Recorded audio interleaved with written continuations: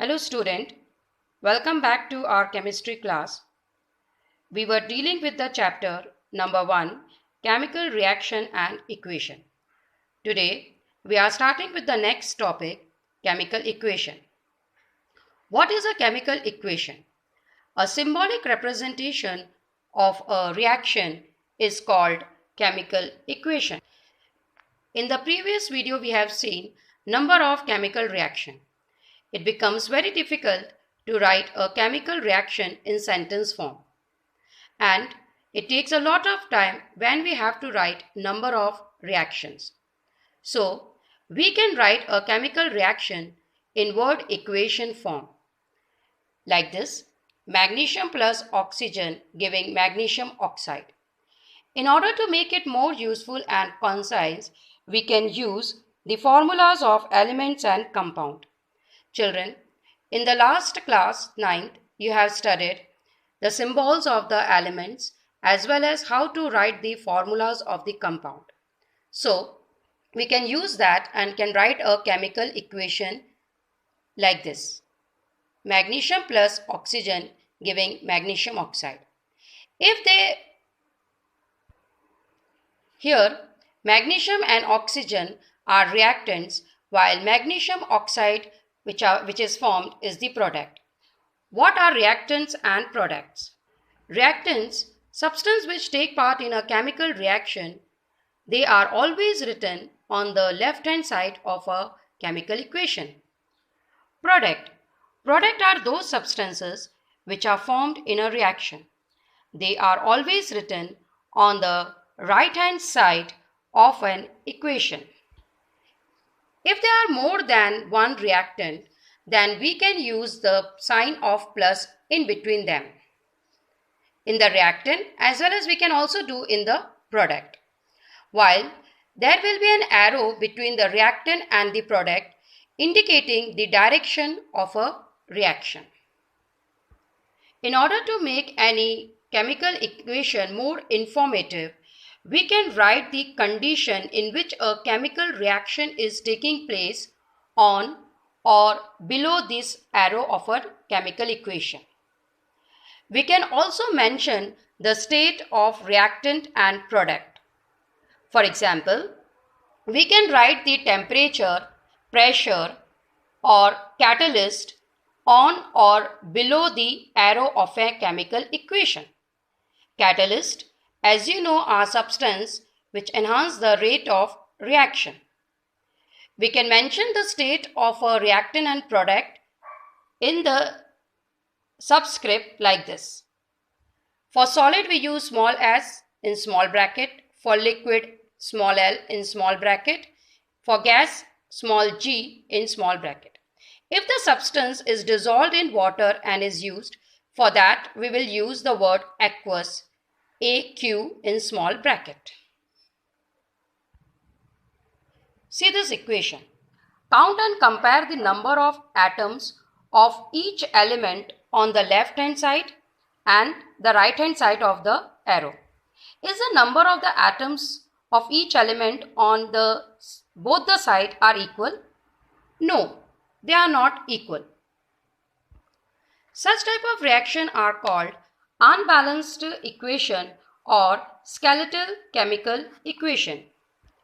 Children, just recall the law of conservation of mass we have studied in class 9. According to that, mass can neither be created nor destroyed in a chemical reaction. That is, the total mass of the element present in the product of a chemical reaction has to be equal to the total mass of the element present in the reactant. Here in this example, you can see that it is not the case.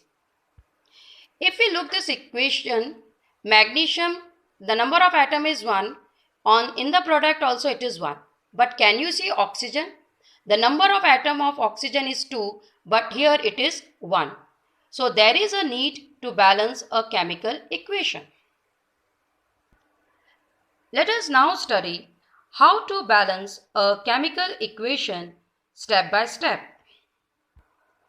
Balancing a chemical reaction. Let us see this example how to balance this chemical equation. Iron Fe reacting with water H2O giving Fe3O4 iron oxide and hydrogen. First, we are going to put a box in this reactant as well as in the product. Whatever number we have to increase, that we are going to put in front of the elements and compound. We will not disturb anything here. In the second step, we will make a table like this, where we will write the elements, how many they are participating in a chemical reaction, atoms of these elements in left hand side as well as on the right hand side. As you can see here, iron 1 on the left hand side, whereas here it is 3, so we will mention here 3. Hydrogen 2, here also it is 2. Oxygen 1, and here it is 4.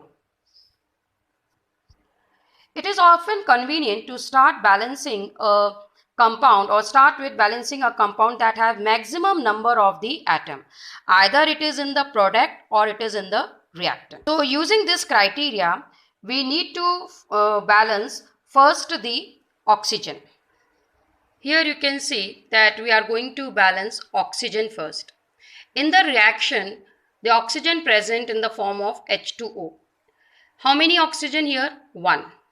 While we can see in the product, the oxygen present is Fe3O4 form. So here how many oxygen it is? 4. So we need to balance this first. So what we are going to do, we will make this reactant oxygen 4, and in this way the oxygen will be balanced.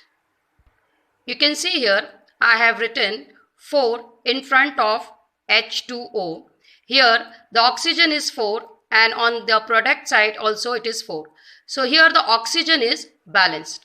Now we will move to the another element to balance it. So we will move to hydrogen. Same way we will prepare a box, we will make a chart and we will write the reactant and the product. Here hydrogen is in the form of H2O and we can see how many hydrogen is present. 4 2s are, we will multiply this, 4 2s are 8. While in the product, the hydrogen is 2 only. So what we are going to do, we'll make it 8. So we'll multiply this with 4, writing 4 here, 2 into 4 like this, we can multiply and we can also make it 8. Now you can see this reaction over here. As we have done 2 into 4, 8. So we will mention this 4 over here, and in this way hydrogen is balanced. Now a third element left, that is iron, that we need to balance. You can see here iron atom initial it is 1 and here in the product it is 3. So we need to make it 3 also. So what we are going to do, we will multiply this by 3. So in the reactant 3 we will add and here it is already 3. Now we will mention this 3 here in the reactant, and while writing this 3 in front of iron, we will see that now this reaction is balanced. In the end, in the last step, we have to check that whether the equation is balanced or not. See, here in the reactant there are 3 irons. In the product also there are 3. Hydrogen here is 4 2s are 8. We will multiply this. 4 2s are 8. And here also it is 8. 4 2s are 8. While the oxygen is 4 over here in the reactant, and we'll check in the product. Here also it is 4. So in this way, a chemical reaction is balanced. You can try more chemical reaction balancing.